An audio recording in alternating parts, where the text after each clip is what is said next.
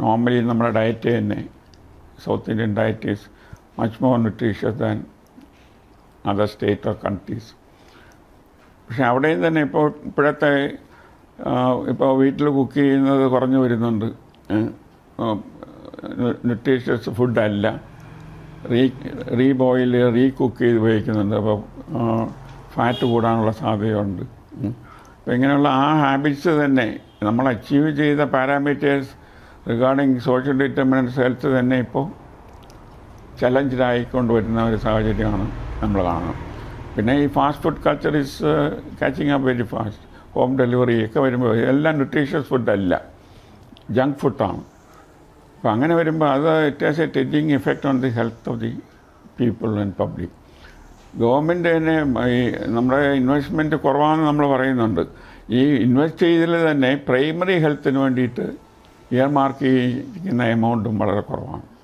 Primary health 60% കൂടുതൽ primary ഹെൽത്തിന് തന്നെ ഇൻവെസ്റ്റ് ചെയ്യാനും, പ്രൈമറി ഹെൽത്ത് സെൻറ്റർ ഡെവലപ്പ് ചെയ്യാനും, ഈവൻ ജനറൽ പ്രാക്ടീഷണേഴ്സിനെ പ്രൈവറ്റ് സെക്ടറിൽ പ്രോത്സാഹിപ്പിക്കാനും ഒക്കെ ആയിട്ട് സ്റ്റെപ്സ് എടുക്കേണ്ട ആവശ്യമാണ്. അപ്പോൾ നമ്മളൊരു 60 തൊട്ട് 70% ഹെൽത്ത് നീഡ്സ് ഈ പ്രൈമറി ഹെൽത്ത് വഴി തന്നെ നമുക്ക് അച്ചീവ് ചെയ്യാൻ പറ്റും.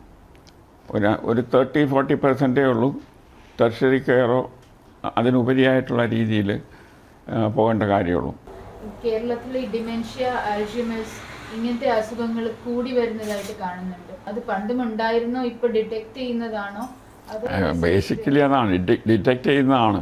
ഇപ്പം നമ്മൾ ചെറിയൊരു പ്രശ്നം ഉള്ളപ്പോൾ തന്നെ നമ്മൾ അതിനെപ്പറ്റി അവെയർ ആകുന്നുണ്ട്, അത് നമ്മൾ ഡിറ്റക്റ്റ് ചെയ്യുന്നുണ്ട്. കാരണമുള്ള ടെക്നോളജിക്കൽ അഡ്വാൻസ്മെൻറ്റും ഉണ്ട്. ബ്രെയിൻ സ്കാനിങ്, പല രീതിയിലുള്ള ഫങ്ഷണൽ ബ്രെയിൻ MRI എന്നൊക്കെ പറഞ്ഞിട്ടുണ്ട്. അത് ഫങ്ഷണൽ ലെവലിൽ തന്നെ സ്കാൻ ചെയ്യാൻ പറ്റും, അതിൻ്റെ പ്രവർത്തനം മനസ്സിലാക്കാൻ പറ്റും. അപ്പോൾ അങ്ങനെയുള്ള ഗാഡ്ജറ്റ്സ് ഉള്ളത് കൊണ്ട് നേരത്തെ നമുക്ക് അത് കണ്ടുപിടിക്കാൻ പറ്റുന്നു. അതേസമയം നമ്മുടെ ആവറേജ് ഏജ് ലോഞ്ചിവിറ്റി കൂടിക്കൊണ്ടിരിക്കുകയാണുള്ളത്. ഇൻഡിപെൻഡൻസ് ആ സമയത്തൊക്കെ 45-ഉം 25-ഒക്കെ ആയിരുന്നത് ഇപ്പോൾ 85 വരെയൊക്കെ മാറിക്കഴിഞ്ഞല്ലോ. ഒരു ഹ്യൂമൻ സ്പീഷീസ് എന്നുള്ള നിലയ്ക്ക് 95 ഇയേഴ്സാണ് ആവറേജ് ലൈഫ് സ്പാൻ. അത് നമ്മളിപ്പോഴും എത്തിയിട്ടില്ല, ഇനി എത്താൻ ഉള്ളതേ ഉള്ളൂ. അപ്പോൾ സയൻസിൻ്റെ അഡ്വാൻസ്മെൻറ്റ് കൊണ്ട് അതൊക്കെ വരാം. പിന്നെ നമ്മുടെ food habits, alcohol use, drug use, ഇതെല്ലാം തന്നെ ബ്രെയിനിൻ്റെ ഫങ്ഷൻസിനെ ബാധിച്ച് അതുകൊണ്ട് തന്നെ ഓർമ്മക്കുറവും, അൽഷിമേഴ്സ് അല്ലെങ്കിൽ അതുപോലെ ഓർമ്മക്കുറവൊക്കെ ആയിട്ട് ബന്ധപ്പെട്ട രോഗങ്ങൾ കൂടുതൽ ഉണ്ടാകാൻ സാധ്യതയുണ്ട്. ഈ ഫുഡ് ഹാബിറ്റ്സ് എങ്ങനെയാണ് ഡോക്ടർ ബ്രെയിനിൻ്റെ ഫങ്ഷനിങ്ങിനെ എഫക്റ്റ് ചെയ്യുന്നത്? നമുക്ക് ബ്രെയിനിന് വേണ്ട ന്യൂട്രീഷ്യസ് ഫുഡ് ആകണം. നമ്മൾ കഴിക്കുന്ന മിക്കവാറും എല്ലാം ജങ്ക് ഫുഡാണ്. ഈ നൂഡിൽസ്, പൊറോട്ട, ഈവൻ ബ്രെഡ് പോലും ഇതെല്ലാം ജങ്ക് ഫുഡാണ്. ബിസ്ക്കറ്റ്, ബ്രെഡ് പോലും ജങ്ക് ഫുഡാണ്. മൈദാമാവിൽ ഉണ്ടാക്കുന്നതാണ്. മൈദാമാവിൽ പ്രോട്ടീനോ വേറെ പോഷകങ്ങളോ വൈറ്റമിൻസോ ഒന്നുമില്ല. അരിമാവോ ഗോതമ്പ് പോലെയൊന്നും അല്ലല്ലോ. അപ്പോൾ അതിൻ്റെ രുചി കൊണ്ടും സോഫ്റ്റ്നെസ് കൊണ്ടും we get more attracted towards those foods. പണ്ടൊന്നും അങ്ങനെയൊന്നുമില്ല. ഇഡ്ഡലിയോ അല്ലെങ്കിൽ പുട്ടോ പയർ ഇതെല്ലാം ന്യൂട്രീഷ്യസ് ആയിട്ടുള്ള ബാലൻസ്ഡ് ഡയറ്റാണ്, സമീകൃതമായിട്ടുള്ള ആഹാരങ്ങളാണ് പണ്ട് നമ്മൾ കഴിച്ചുകൊണ്ടിരുന്നത്. ഇതിപ്പോൾ പാൽ ഉപയോഗിക്കുന്നുണ്ട്, മുട്ട ഉപയോഗിക്കും. ഇപ്പം അങ്ങനെയല്ലല്ലോ, ഇതുപോലെ ജങ്ക് ഫുഡാണ്. പിന്നെ ഓവർ കുക്കിങ്, വീണ്ടും വീണ്ടും ചൂടാക്കി നമ്മൾ ഉപയോഗിക്കുന്നത്. എണ്ണ കൂടുതൽ ചൂടാക്കും തോറും ഈ അൺസാച്ചുറേറ്റഡ് ഫാറ്റി ആസിഡ്സ് കൂടും. അത് കൂടുമ്പോൾ കൊളസ്ട്രോൾ കൂടാനുള്ള സാധ്യതയുണ്ട്. അങ്ങനെ ഫുഡ് ഹാബിറ്റ്സ് വളരെയേറെ ബാധിക്കുന്നു എന്നുള്ളതാണ് നമ്മുടെ ഹെൽത്തിനെ. ഡോക്ടറെ, പൊതുവെ പറയാറുണ്ട് നമ്മൾ ഈ മനുഷ്യർ ഒരുപാട് കണ്ടുപിടുത്തങ്ങൾ നടത്തിയിട്ടുണ്ടെങ്കിലും അവന് ഏറ്റവും കുറവ് അറിയുന്നത് അവൻ്റെ ബ്രെയിനിനെ കുറിച്ചാണെന്ന് പൊതുവെ പറയാറുണ്ട്.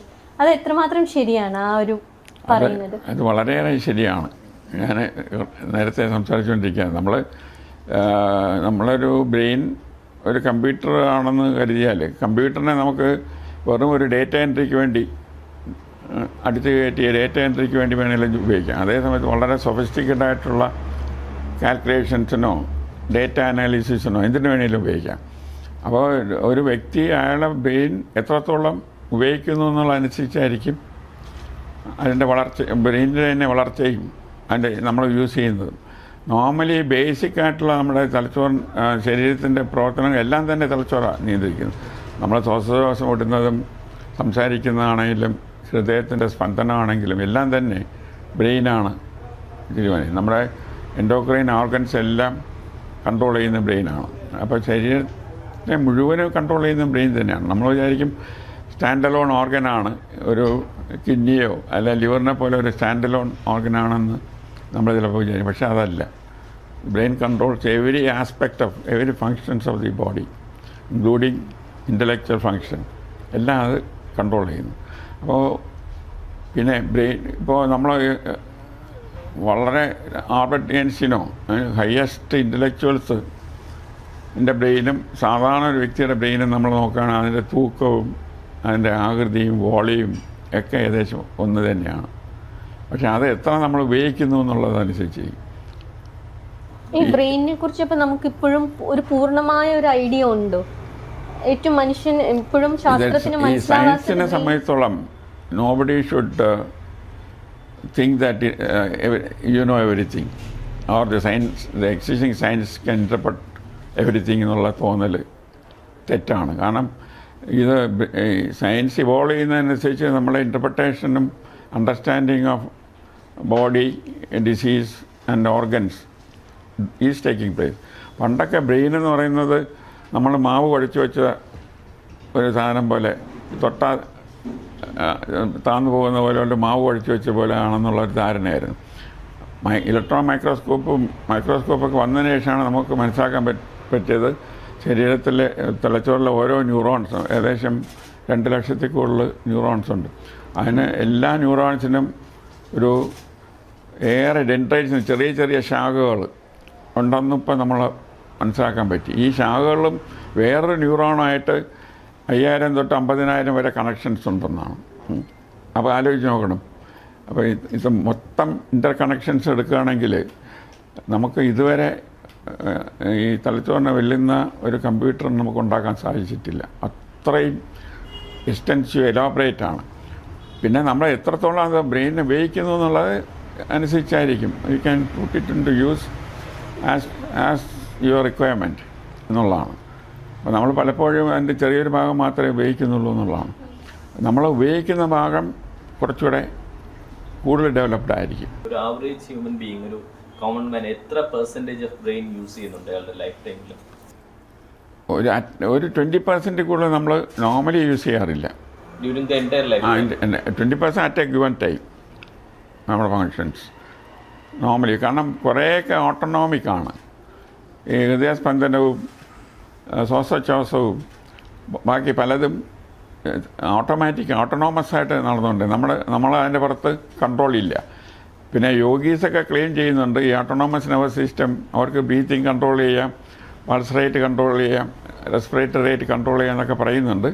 Scientifically to some extent it is true also.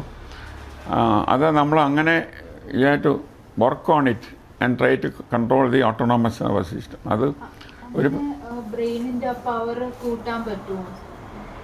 കൂട്ടുന്നതല്ല, normally നമ്മുടെ നിയന്ത്രണത്തിലല്ലാതെ നടക്കുന്ന ഫങ്ഷൻസ് നമുക്ക് അതിൻ്റെ പുറത്ത് ചെറിയ കൺട്രോൾ കൊണ്ടുവരാം. ഇപ്പോൾ ഹൃദയസ്പന്ദനം ഉണ്ടല്ലോ, അതിൻ്റെ റേറ്റ് നമുക്ക് വേണമെങ്കിൽ കുറച്ച് കൊണ്ടുവരാം, അല്ലെങ്കിൽ കൂട്ടാം. നോർമലി നമ്മുടെ കൺട്രോളിലല്ല, അല്ലാതെ സംഭവിക്കുന്നതാണ്. പക്ഷേ by your training yoga and other things to some extent you can control them also. Doctor, recently നമ്മൾ കേൾക്കുന്ന ഒരു കേട്ട് വന്നൊരു വാക്കാണ് ന്യൂറോ പ്ലാസ്റ്റിസിറ്റി എന്നുള്ളൊരു ടേം. അതൊന്ന് എക്സ്പ്ലെയിൻ ചെയ്യാമോ? കൃത്യമായിട്ടൊരു ധാരണയില്ല. ന്യൂറോ പ്ലാസ്റ്റിസിറ്റിയുടെ ബേസിക് ആയിട്ടുള്ള തത്വം എന്ന് പറയുന്നത് റീജനറേഷൻ എന്നുള്ളതാണ്.